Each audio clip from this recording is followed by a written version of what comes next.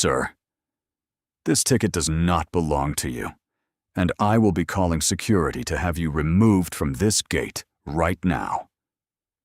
The words came out loud, loud enough for 3 rows of waiting passengers to turn their heads, loud enough for a child to look up from her coloring book, loud enough to hang in the recycled airport air, like something that could not be taken back. Sandra Briggs stood behind the Gate B12 counter at Chicago O'Hare Terminal 3 on a Tuesday afternoon, with the particular posture of a woman who had performed authority for so long she had stopped being able to tell the difference between authority and cruelty. Her platinum blonde hair was sprayed into a stiff helmet that caught the fluorescent light with every small, impatient movement of her head. Her manicured nails tapped a quick rhythm against the desk. Her uniform was pressed to a crease so sharp it could have cut something. She had worked this gate for 11 years, and in that time, she had developed a very specific sense for who belonged in first class, and who was attempting something they had no business attempting. The man standing in front of her did not, in her estimation, belong. Elijah Cole was in his late 40s, with the kind of face that had learned over decades to show people exactly as much as he intended, and nothing more. He wore a plain gray hoodie, dark jeans, and a pair of scuffed boots that had seen a lot of airports. His carry-on was dented at one corner, in the way bags get when they have been checked too many times.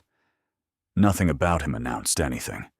He was the kind of man you might sit beside on a train for 2 hours, and if asked later to describe him, remember mostly as quiet and very still.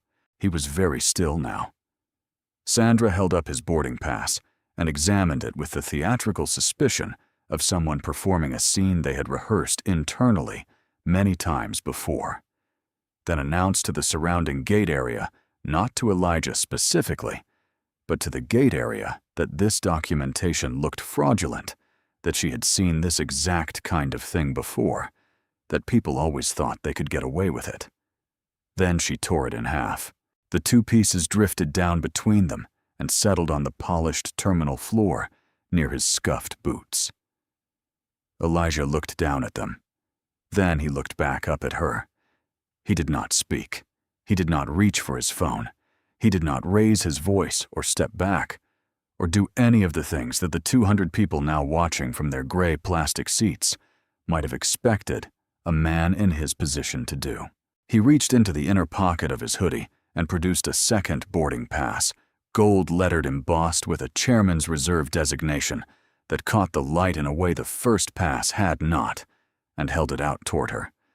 Sandra waved it away without looking at it. What nobody in Gate B12 knew, yet what Sandra Briggs could not have known, because she had not looked at his documents carefully enough to know anything, was that in less than 15 minutes, she would discover that the man she had just publicly humiliated in front of 200 witnesses held the single most important business contract in the financial life of this airport hub, and that she had just torn it in half and dropped it at his feet. Margaret Holloway. Peggy, to everyone who knew her, was 62 years old and had spent 34 of those years teaching American history to 8th graders in Columbus, Ohio, which meant she had spent 34 years trying to explain to children that the past was not as far away as they wanted it to be. She was sitting near Gate B13, waiting for a connecting flight to Denver, and she had been watching the situation at Gate B12 develop with the particular attention of someone who recognized the shape of what was happening even before she could name it precisely. She opened her phone, slowly turned the camera on, and began recording, not because she planned to post it anywhere, but because something in her told her this needed to be documented, the same instinct that had made her save every piece of student writing that ever moved her. 3 rows behind Peggy. Frank Delaney, 68, retired Chicago firefighter, white-haired and broad-shouldered in the way of men who spent decades carrying weight, leaned forward in his seat and muttered to the woman beside him that what he was watching was dead wrong, which was the strongest language Frank typically used in mixed company.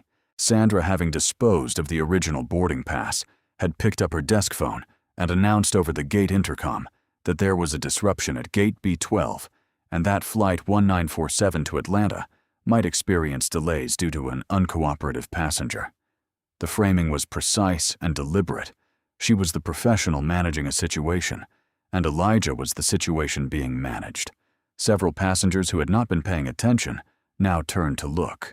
2 TSA officers arrived within 2 minutes. Officer Torres, 17 years on the job, a man whose instincts had been sharpened by enough real situations to make him immediately uncomfortable with what he was reading here, and a younger partner whose discomfort was less professional and more basic. The discomfort of a person watching something that simply looked wrong. Elijah held out the chairman's reserve pass again calmly without comment, and Sandra announced to no one in particular that digital tickets were even easier to fabricate than printed ones, that she had seen this specific kind of scam run through her gate before, and that she was not about to be fooled by gold lettering on a phone screen. Peggy's hand tightened around her phone. Frank Delaney stood up. Frank walked to the desk, the way men who have spent their lives moving toward emergencies walk steadily without drama, as though the space between his seat and the counter had simply needed to be crossed, and so he was crossing it. He told Sandra in the straightforward tone of a man who had never learned to speak sideways that he had personally watched this gentleman check in at the first-class counter approximately an hour ago without a single problem, and that what he was watching now did not look like security protocol to him. Sandra turned to Frank with the full force of her 11 years of terminal authority and told him that if he continued to involve himself in an airline security matter, she would have him removed from his own flight. Frank looked at her for a long moment and did not move back toward his seat. Supervisor Janet Holloway arrived from the back office approximately 90 seconds later, and it was evident from the moment she rounded the corner that she had already made her decision before she had heard a single word from Elijah. Janet was in her mid-50s, with silver-streaked blonde hair pulled back in a severe bun and reading glasses perched on her nose that she looked over rather than through when she wanted to convey that she was not impressed by what she was seeing. She had managed gate operations for 19 years and had developed a very efficient method for handling passenger complaints, which was to identify quickly which version of events her own staff had committed to and build outward from there. She sided with Sandra before asking Elijah a single question. She then stepped to the PA system and announced, with the smooth, regretful tone of someone who genuinely wished things were different, that Flight 1947 to Atlanta might be delayed due to a disruptive situation at the gate, and that the airline apologized for any inconvenience. 200 passengers groaned collectively. Several pulled out phones. A grandmother with a rolling cart looked up at the announcement board with the expression of someone who had been through this before and was very tired of it. Officer Torres, who had been examining both the torn pieces of the original boarding pass and the chairman's reserve document on Elijah's phone screen, with the careful attention of someone who took legitimacy seriously, told Janet quietly that the documentation appeared completely valid by every standard he could assess. Janet told him with a politeness that did not reach her eyes that decisions regarding ticket authenticity were made by airline personnel and not by TSA officers, and she appreciated his assistance, but would handle things from here. Elijah had still not raised his voice. He had barely moved. And his absolute stillness, the quality of a man who had decided that he had nowhere to be but exactly where he was, had begun to do something strange to the people watching, which was to make them more uneasy than any argument could have. Janet leaned slightly toward him and told him that he had 60 seconds to walk to the main counter and purchase an economy class seat, or she would instruct Officer Torres to escort him from the terminal. Elijah looked at her steadily and said in a voice that was barely above conversational that someone was on their way. Janet laughed, not warmly and not long, but unmistakably. Sandra announced to the gate area that nobody was coming, that it was time to stop wasting everyone's time, and that this had gone on long enough. The gate area did not agree, but most of it stayed quiet. Elijah's phone buzzed once in his jacket pocket, and he glanced at the screen, the way a person glances at something they were already expecting. Not surprised, not relieved, just quietly recognizing that the sequence of events was now proceeding as it needed to. He answered in 2 sentences. He said he was at gate B12 and asked that Raymond come down now. Then he ended the call and put the phone back in his pocket. Janet instructed Officer Torres to proceed with the escort. Torres looked at Elijah, then at his partner, then back at Janet, and the pause he took before stepping forward lasted perhaps 2 seconds longer than it should have from a purely procedural standpoint, because Torres was a man who had spent 17 years developing the judgment to know when a situation was what it claimed to be, and when it was something else entirely. And this situation was something else entirely. He stepped toward Elijah. Elijah said with the same quiet steadiness he had maintained for the last 12 minutes that he would ask them to wait just 1 moment. Janet said that was not going to happen. Peggy Holloway's phone battery was at 14%. She did not stop recording. Frank Delaney had not moved from where he was standing, which was close enough to the desk that everyone could see he had not moved, and that he did not intend to. From the far end of Terminal 3 moving through the afternoon crowd, with the contained urgency of a man carrying information he very much wished he did not have to deliver, came Raymond Alt, the airport's director of operations, silver-haired, wearing a charcoal suit that had been perfectly pressed that morning, and was now carrying the slight dishevelment of someone who had moved faster than his position usually required him to move. His Italian leather shoes made quick, precise sounds on the marble floor, and people stepped aside without entirely understanding why the way crowds part for a certain quality of purpose. He came directly to Elijah without looking at anyone else first. He extended his hand with the careful formality of a man who understood that the gesture was also a form of acknowledgement, not just a greeting, but a public declaration of where he stood. He said Mr. Cole loudly enough that the entire gate area heard it clearly, and something in the way he said it, with the slight breath of a man who had been hurrying and was now making himself slow down and be precise, told everyone listening that those 2 words were the beginning of something much larger than a name. Janet's expression, which had held the confident blankness of someone certain of her position, changed. It did not collapse all at once. It changed the way a wall changes when something structural behind it gives way, not immediately visible, but present in the quality of the stillness that followed. Sandra's nails stopped their tapping. Raymond turned to face the crowd, and then he began to speak. Raymond Alt had been the director of operations at O'Hare for 9 years, and in that time, he had managed runway emergencies, weather diversions, a security breach that shut down 2 terminals for 6 hours, and a labor dispute that very nearly grounded the entire airport on the Wednesday before Thanksgiving. He was not a man who frightened easily or spoke carelessly. He was frightened now, and he chose his words with the precision of someone who understood that every syllable was being recorded from at least a dozen angles. He introduced Elijah Cole by his full name and title, founder and chief executive officer of Cole Meridian Group, and let those words settle before he continued. Cole Meridian Group, he explained to the gate area, held the primary federal infrastructure contract that funded 31% of this airport hub's entire operating budget. Not a portion of it. Not a secondary revenue stream. 31%, the kind of number that when it goes away does not leave a gap, but a collapse. The crowd processed this in the particular silence of people doing arithmetic they did not expect to be doing in an airport terminal on a Tuesday afternoon. Janet's reading glasses slid down her nose. She did not push them back up. Sandra's hand, which had been flat on the counter since Raymond walked in, did not move. Her platinum hair caught the fluorescent light the way it always did, but somehow it seemed less like authority now, and more like something that had been arranged very carefully to look like authority, which is a different thing entirely.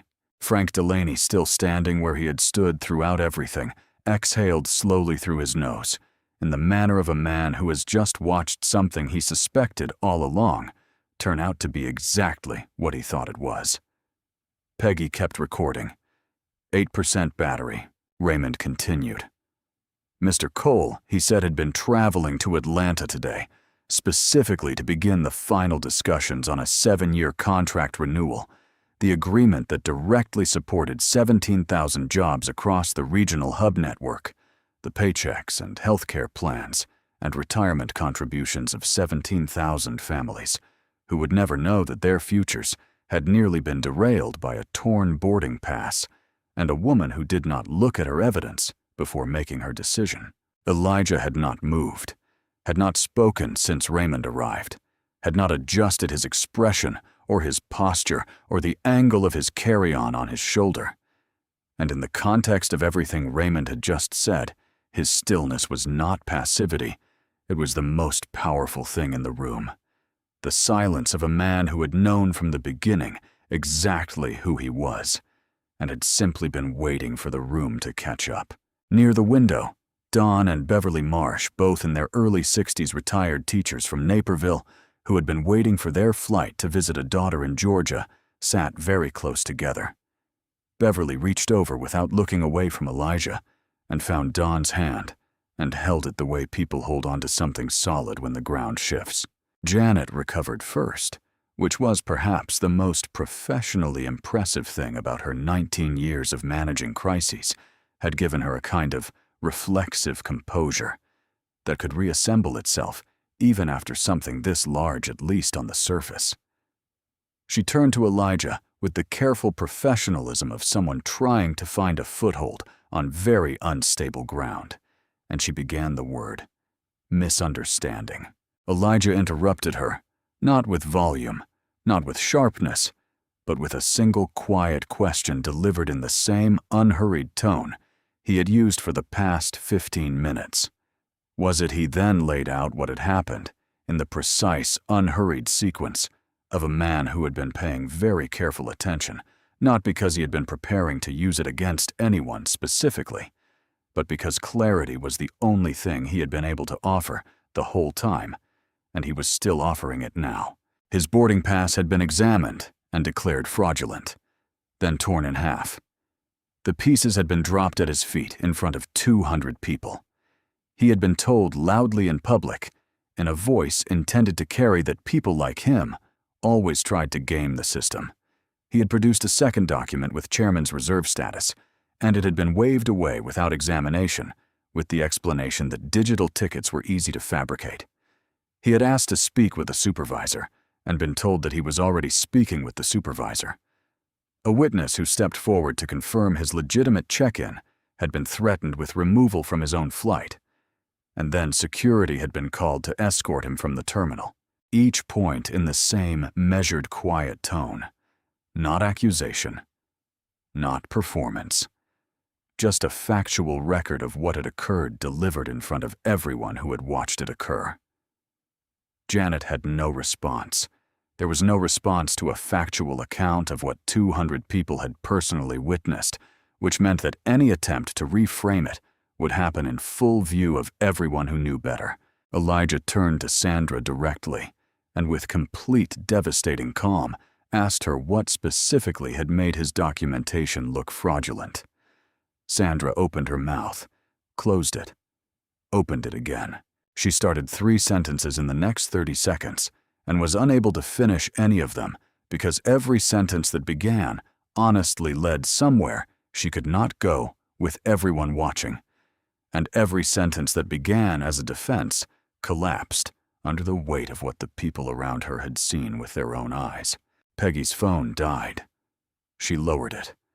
She had been watching with her own 2 eyes for 15 minutes, and she would remember everything she had seen with a clarity that no battery percentage could threaten.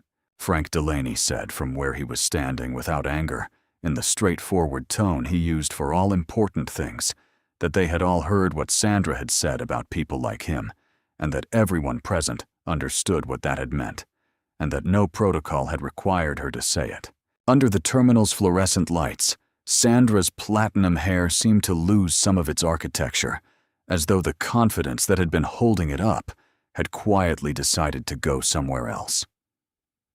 Raymond's phone rang, and he looked at the screen, and then he looked at Elijah, and then he held the phone out toward him with the expression of a man handing over something that had become, in the space of 15 minutes, much larger than a phone call.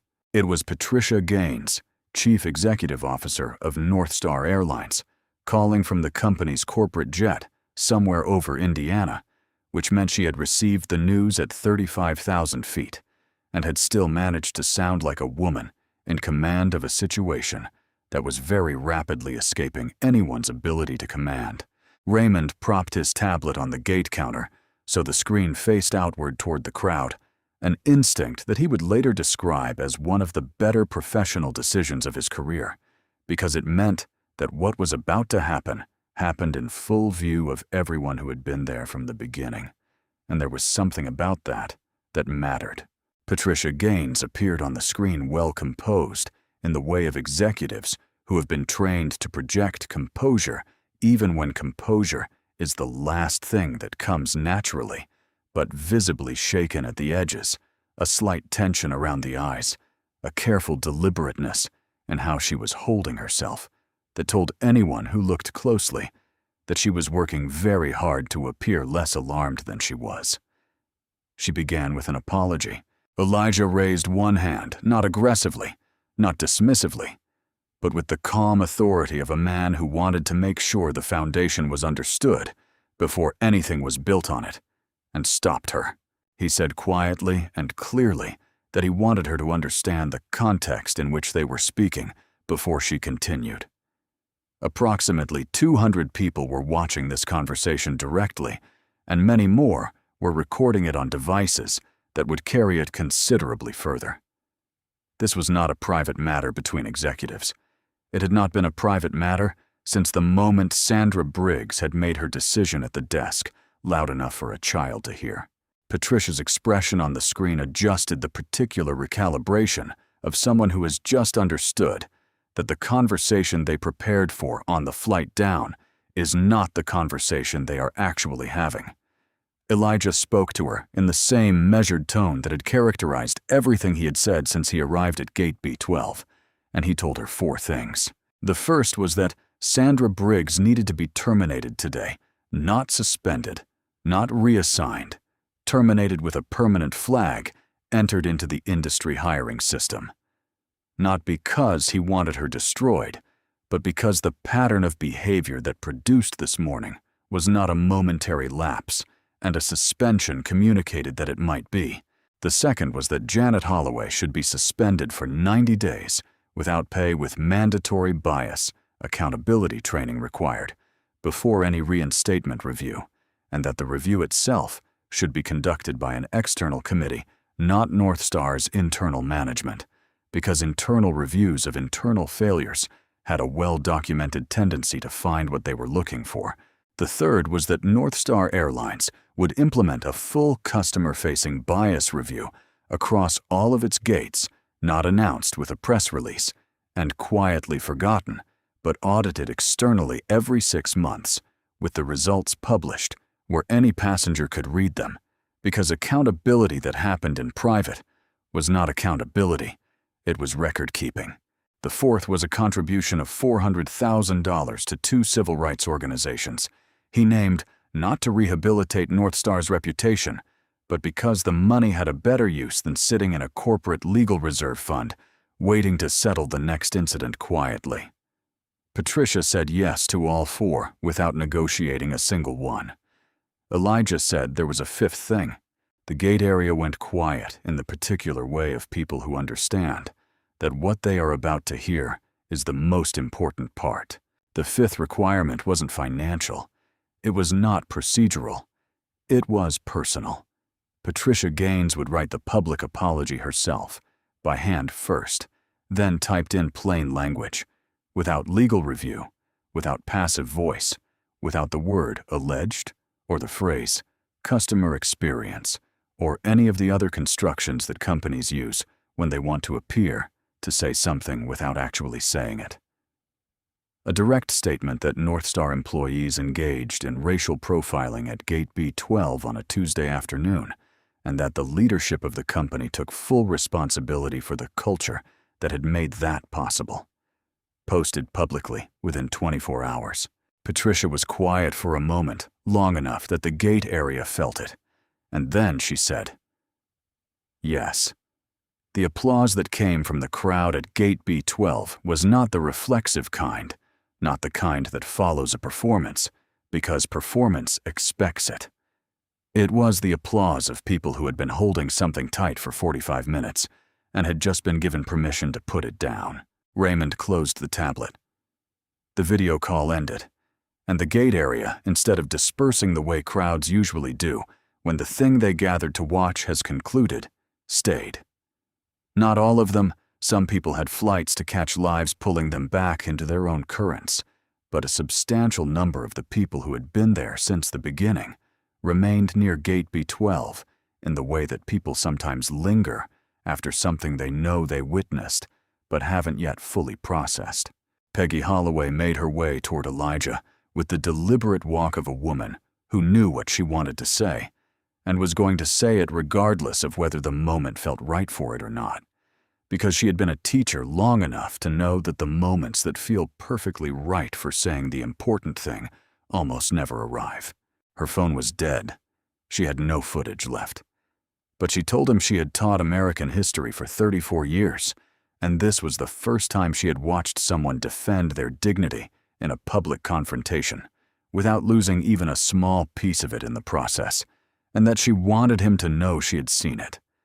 Elijah thanked her genuinely in a way that made it clear he understood that standing there with a dying phone had not been nothing. Frank Delaney came over and shook Elijah's hand, with both of his, the way men of Frank's generation sometimes do, when they mean something more than a handshake can technically contain. He did not say anything complicated. He said that was right, which was for Frank a complete and sufficient statement. Dawn and Beverly Marsh, the retired couple from Naperville, approached together. Beverly told Elijah with the directness of a woman who had raised 3 children and taught Sunday school for 20 years that she wanted her grandchildren to know this had happened. Don nodded in the way he had been nodding at everything Beverly said for 41 years, which was to say with the full conviction of a man who knew she was right. Officer Torres addressed Elijah in the professional tone he used for formal statements and said that he had found the documentation completely legitimate throughout, and that he wanted to acknowledge that he had come very close to executing an action he would not have been able to justify on review, and that he was sorry for the role he had nearly played. Elijah told him with a directness that Torres would remember for some time that Torres had conducted himself with integrity under considerable pressure from his own supervisors and bore no responsibility for the orders he had very nearly and very reluctantly followed. Renata James, a Delta flight attendant, 58 years old, 22 years of skies behind her, had stopped on her way to another gate and watched the entire thing from the edge of the crowd without recording it. She was not a person who processed things quickly, but she was a person who processed them thoroughly, and she filed what she had seen in the place where she kept the things that were going to require her to do something differently going forward. Sandra Briggs stood behind the desk where she had worked for 11 years. She had not spoken since the video call ended. Her hands were flat on the counter. The platinum helmet of her hair caught the light exactly as it always did, but there was nothing behind it that resembled the woman who had torn a boarding pass in half an hour ago. Janet Holloway was not at the desk. She had stepped away during the video call and was standing near a window overlooking the tarmac, her reading glasses folded in her hand, looking at the planes moving in their slow, precise patterns below without appearing to see any of them. Raymond Alt arranged for Elijah's boarding new printed pass, Chairman's Reserve First Class, no delay in apology that he offered quietly, and that Elijah accepted without ceremony. Elijah shouldered his carry-on, the same dented bag he had arrived with, the same gray hoodie, the same scuffed boots, and walked toward the jet bridge. He paused at the door, turned back once toward the gate area, and looked at the people who had stayed. He did not give a speech. He did not raise a fist or point toward anyone or make any gesture that could have been photographed and made into a symbol. He just looked. And then he walked down the jet bridge and was gone, 19 hours after the incident at Gate B12. Terminal 3 was in the gray pre-dawn quiet of an airport, before the first wave of morning flights, the particular hush that falls over large public spaces when the people who populate them haven't arrived yet, and the space belongs briefly to itself. Sandra Briggs arrived at the employee entrance at her usual time, which was 5:40 in the morning, her badge in her hand, operating on the muscle memory of 11 years of the same routine. A security officer she recognized, but whose name she had never learned, was waiting for her at the door, and he walked with her to Human Resources without explaining where they were going, because she already knew. Carolyn Reeves, North Star's Director of Human Resources, was already there. The termination letter was already printed and sitting in the center of the desk, and Carolyn read the key language aloud, with the careful neutrality of a woman who had delivered difficult things many times and understood that her job in this room was precision, not comfort. Discriminatory conduct incompatible with company values. Violation of federal customer protection standards. Effective immediately. No severance package. A permanent flag entered into the North Star hiring system and shared across the industry consortium database, which meant that every major carrier, every regional affiliate, and every ground operations partner in the network would see her name and know why it was there. Sandra asked one question in a voice that was quieter than her voice at Gate B12 had been, which was whether there was any appeal process. Carolyn said the decision had been made at the executive level, ratified by the board, and was not subject to appeal. Sandra signed where she was asked to sign, and then she collected her personal items from Gate B12, a coffee mug that had been a gift from her daughter, a printed photograph of the two of them at the lake, taped to the inside of a drawer, a small desk calendar with 11 months of shift notes written in red pen. She put them in a cardboard box that Carolyn had left for her, and then she walked out of the terminal for the last time. The security officer walked beside her in silence, because there was nothing useful or honest he could say, and he was a man who understood the difference between filling silence and breaking it. Sandra sat on the bench outside the terminal entrance, where she had sat 100 times before, on breaks, eating lunch and watching the travelers come and go. The early morning sky above the airfield was the color of old pewter. Planes moved in their slow, distant patterns overhead. The smell of jet fuel sat in the cold air, the way it always did, the smell she had associated for 11 years with purpose and routine. She sat with her box on her lap, and she did not call anyone. She thought about Elijah's question, not the demands he had made on the video call, not the moment when Raymond had said his name and the whole gate had shifted, but the quieter question he had asked her directly before any of that, when it was still just the two of them at the desk and the crowd watching. What specifically made my documentation look fraudulent, she had not been able to answer then. She could not answer now.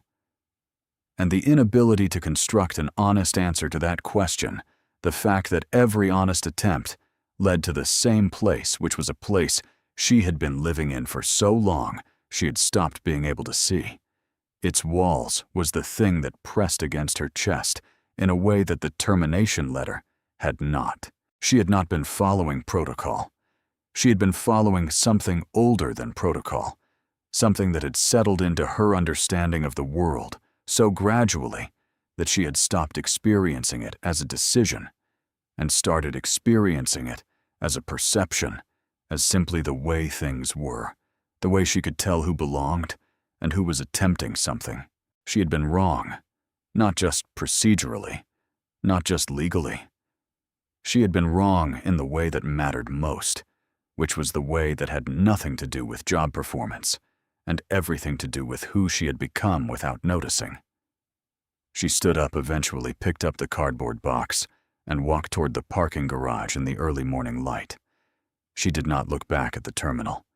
There was nothing back there that was hers anymore. Janet Holloway signed her suspension paperwork in Carolyn Reeves's office at 9:15 the same morning, with the resigned efficiency of a person who has already done her grieving privately and has arrived at the formal part of the process, ready to get through it. 90 days without pay. Mandatory completion of a bias accountability program developed by an external organization unaffiliated with North Star. Reinstatement review conducted by a committee of 3 people, none of whom would be North Star employees, a civil rights attorney, an organizational psychologist, and a passenger rights advocate, nominated by the same civil rights organization that had received a portion of the $400,000 contribution. Carolyn explained this last detail carefully, and then added something that Carolyn had clearly been instructed to convey. Specifically, the external review committee had been Elijah Cole's personal requirement, not North Star's. He had not asked for Janet's termination.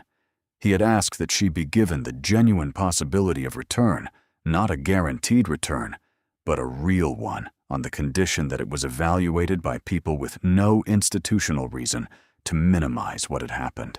Janet absorbed this in the silence of a woman receiving information that required her to revise something she had been thinking. The man she had tried to have escorted from her terminal had specifically argued for her second chance. Not as a gesture and not as forgiveness, he had been clear with Patricia Gaines that this was a principle that he did not believe in consequences that had no proportionality to harm, but as a structural choice, because he believed that accountability without any pathway forward was punishment wearing accountability's clothing. She drove home through Chicago morning traffic on roads that had carried her to and from this job for 23 years, past the same exits and overpasses she had driven past enough times to stop seeing, and she thought about the moment she had arrived at Gate B12 the previous afternoon. She had come around the corner from the back office, and she had seen the situation in a fraction of a second. Black man in casual clothes, her agent managing the situation, a small crowd developing, and she had made her decision in the same fraction of a second, before she asked a question, before she looked at a document, before she spoke a single word to the man she was about to try to have removed from the building. 4 seconds. She had been managing gate operations for 19 years, and in 4 seconds, she had made the decision that undid it. The worst part was not that it had been a bad decision. The worst part was that she had not experienced it as a decision at all. It had felt like a reading of the situation, like using experience and professional judgment, the things she was supposed to use. And the fact that she could not clearly identify the moment it had stopped being professional judgment and started being something else was the thing that made the 90 days ahead of her feel necessary rather than punitive. She got home. She made coffee. She didn't drink. She picked up the training packet Carolyn had given her and opened the first page and began to read in the kitchen of the house she had lived in for 20 years, at a table that had held a lot of difficult mornings and could hold one more. Elijah Cole landed in Atlanta 3 hours after departing Chicago, took a cab from the airport to the North Star Contract Partners offices in Midtown, and sat in a conference room for 4 hours, going through the preliminary terms of a 7-year renewal agreement that, if finalized, would keep 17,000 people employed across a regional network that most of them would never think about as a single connected thing. He did not mention what had happened at O'Hare. Not once. Not as context, not as a point of leverage, not as a story. The meeting was about the contract, and the contract was what mattered, and he had learned a long time ago that the most powerful demonstration of professionalism is the ability to do the work regardless of what the day cost you to get there. At the end of 4 hours, he signed the preliminary agreement that would begin the formal 7-year renewal process. The people across the table from him shook his hand, offered him water, and then coffee, and one of them, a woman in her late 50s, who had managed federal infrastructure contracts for 30 years, said that it was always a pleasure working with Cole Meridian because you always knew exactly where you stood. Elijah thanked her and meant it. On the flight back to Chicago that evening, he sat in his window seat as the sky outside deepened from orange to purple to the particular blue-black of a country seen from above at night, lit from below in scattered constellations that were actually cities, and he let himself be still in a way he had not been able to be still since 5 in the morning. He thought about his father. His father had driven a Chicago City bus for 31 years, the same routes, the same roads, the same shifts, and had been a man of extraordinary dignity, who was almost never addressed as such by the world he moved through. He had been called boy by passengers, young enough to be his grandchildren, and had said nothing because in the arithmetic of his life, saying nothing was survival, and survival was everything. He had never had leverage. He had never held a contract or a title or a phone call with a CEO. He had had his uniform and his route, and the particular pride of a man who did his job every day without needing the world to acknowledge it. The leverage Elijah now carried had not made today less painful. It had made it survivable in a way his father's daily injuries never fully were, and there was something in that difference that Elijah carried quietly and did not talk about, because it was the kind of thing that had no good outlet and required only that you not forget it. He closed his eyes over Indiana somewhere, the plane carrying him north through the dark, and let the exhaustion of the day settle around him like something that had earned the right to be there. Patricia Gaines landed in Atlanta at 7 in the evening and went directly to North Star's regional offices without stopping anywhere. First, which was the kind of thing you did when you understood that the thing waiting for you at the office was more important than anything that might happen if you delayed it. Her legal team had prepared 3 versions of a public statement, which she found on the conference table when she arrived. She sat down and read all 3. Then she set them aside. The first one used the phrase alleged conduct. The second referred to a customer service experience that fell short of our standards, which was the kind of sentence that technically said something while meaning nothing. The third was the best of the 3, and still opened with 4 sentences about North Star's history of commitment to customer dignity before it arrived at anything resembling an acknowledgement of what had actually happened. She put all 3 in the folder and closed it. She sat alone at the conference table for 40 minutes with a yellow legal pad and a pen, and then she wrote the statement herself by hand, the way Elijah Cole had specifically asked her to. It was 2 paragraphs. It did not use the word alleged. It did not use the phrase customer experience or fell short of standards or any of the other grammatical constructions that create the appearance of accountability while evading its substance.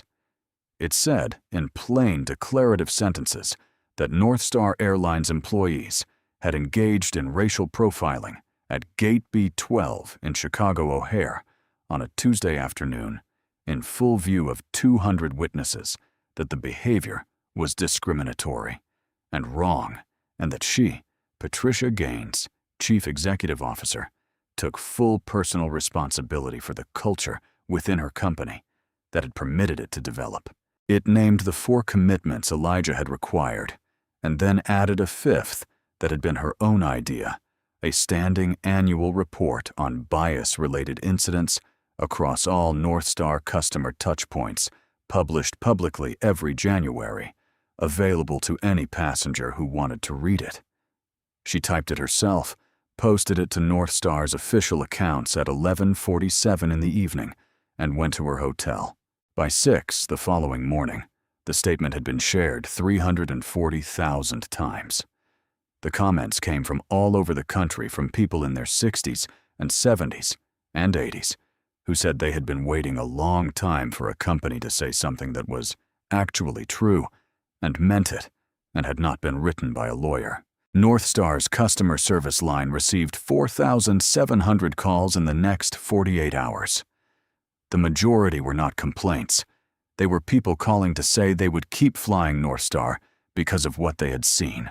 3 weeks after the incident at Gate B-12, Peggy Holloway was back in her kitchen in Columbus, Ohio, on a Tuesday afternoon, the same day of the week, though she had not planned it that way. The garden outside her window had gone dormant for the season, the hydrangeas cut back to their woody stems, the beds covered in straw mulch, the way she always put them to bed in November. She had thought about Gate B-12 every day since she came home.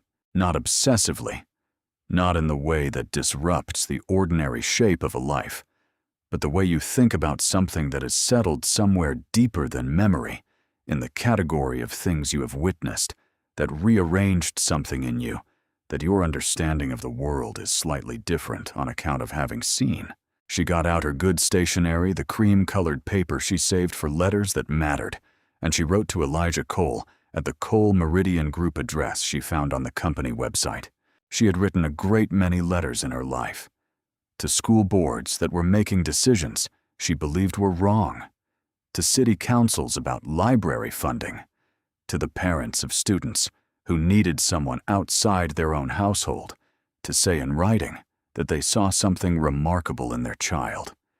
She was a person who believed that the written word delivered through the mail carried a weight that no other form of communication quite replicated the weight of effort, of deliberateness, of having chosen to make something permanent. This letter was different from all of those. She told him about her 34 years in the classroom and about teaching the civil rights movement to children who had grown up in a world that told them it was history. Finished, resolved, filed away when she knew, and had always known, that history of that kind does not file away. It simply changes the clothes it wears. She told him that what she had watched at Gate B-12 was not simply a man defending a legal right to a seat he had purchased. It was a demonstration of something she had spent 3 decades trying to teach, and almost never found a clean example of that power, exercised without restraint, corrodes the person who holds it, and power exercised with restraint commands in a way that force never can. She sealed the envelope and walked it to the mailbox herself, rather than leaving it for the carrier, because some things you should walk to the end of your own driveway to send. 2 weeks later, a handwritten note arrived at her house on Cole Meridian Group stationery. 3 sentences written in a hand that was careful and unhurried. The last sentence said that what she had done staying recording, not looking away, had mattered more than she knew. She read it twice. Then she taped it to the inside of her kitchen cabinet door, where she would see it every morning when she reached for her coffee cup. Frank Delaney did not write any letters and did not post anything online, because Frank was not a person who processed things by talking about them or sharing them, and because, in his estimation, what he had done at Gate B-12 was not something that required processing. He had stood where he thought he should stand, and then he had come home, and that was the whole of it. What he did the following week was this. He was in a department store on the north side of Chicago, picking up a birthday present for his youngest granddaughter, and he noticed a black teenager being followed through the electronics section by a security guard who had not started following him until the moment the kid walked in. Frank watched it for about 30 seconds, long enough to be certain of what he was seeing, and then he walked over and stood beside the teenager and said to the guard in his direct and unhurried way that he didn't think that was necessary. The guard looked at Frank for a moment and then moved away. The teenager looked at Frank, and Frank just nodded in the way he nodded at things that were simply what they were, and then he went back to looking for his granddaughter's present. He would not have described this as significant. He would have described it as what you do. Renata James, the Delta flight attendant who had watched the whole thing from the edge of the crowd at Gate B-12, carried what she had seen differently, the way some people carry things that require them to do something about it before they can put it down. She had worked commercial aviation for 22 years, and she had looked away from things she should not have looked away from. Not out of cruelty, out of the particular fatigue that comes from working in a system that rewards de-escalation above all, where de-escalation often meant removing yourself from the situation, which meant leaving someone alone in it. 2 weeks after she got home, she filed a voluntary report with Delta's Internal Diversity Review Office, describing what she had witnessed at Gate B12 and asking specifically what her company's protocols were for a Delta flight attendant who witnessed discriminatory treatment of a passenger by another airline staff. The question she was really asking was whether her training had prepared her to stay. Delta's response surprised her. They told her the question was important, thanked her for raising it formally, and 6 weeks later invited her to participate in a cross-airline working group on passenger dignity standards. She said yes without hesitating.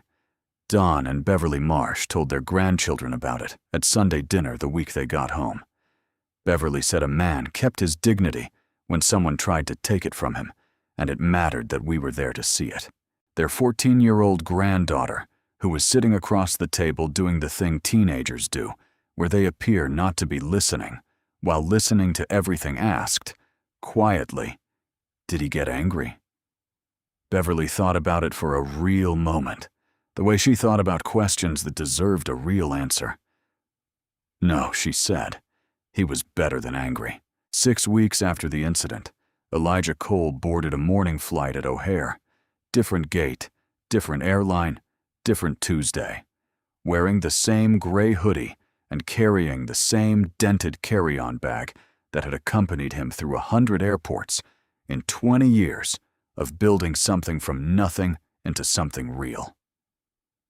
The gate agent was a young woman who smiled when she scanned his pass and said, "Enjoy your flight," Mr. Cole with the easy warmth of someone who meant it, and Elijah said thank you and meant that, and walked down the jet bridge into the morning without thinking about Gate B12 even once. He thought about where he was going, which was where his mind had always been, most at home, forward, toward the thing that wasn't finished yet, toward the work that waited for him, with the patient reliability of work that knows it will get done. Sandra Briggs did not return to the airline industry. She took a job at a garden center in the western suburbs, early hours, physical work, no uniform, no designation, no authority to perform for anyone.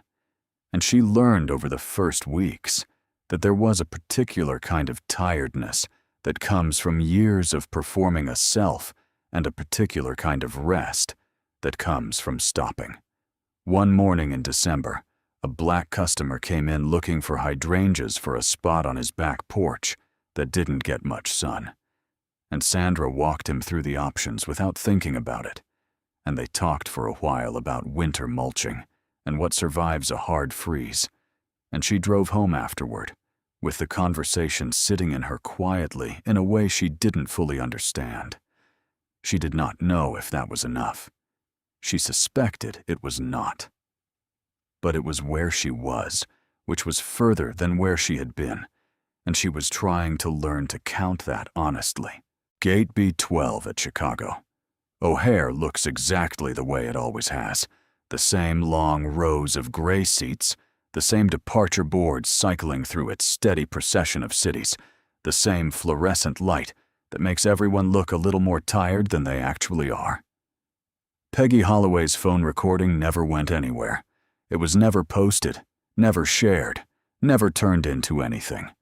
Just saved in the photo album of a retired school teacher in Columbus, who sometimes opens the wrong folder by accident and finds it there, a grainy, dimly lit 45 seconds of a black man in a gray hoodie, standing absolutely still in the middle of a crowded terminal, surrounded by noise and confrontation, and 200 strangers looking at no one and nothing, waiting with the complete and unshakable patience of someone who has always known precisely who he is and was never for a single moment in any doubt about it. She has never shown it to anyone. She doesn't need to. Some things you keep because keeping them is the point. If you've ever watched someone refuse to be made smaller, subscribe to our channel. There are more stories like this one, and they deserve to be told.